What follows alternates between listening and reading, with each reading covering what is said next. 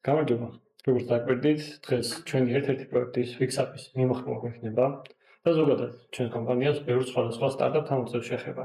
ეს სტარტაპები არის როგორც შიდა პროექტები, რომელსაც ჩვენი იდეით ვამუშავებთ და უშვებთ, აგრეთვე ჩვენი პარტნიორების პროექტები, რომელსაც საპორტს ვუკეთებთ სრულს და მივყვებით ფაქტობრივად პირველი დღიდან შესრულების და გაშვების დღემდე.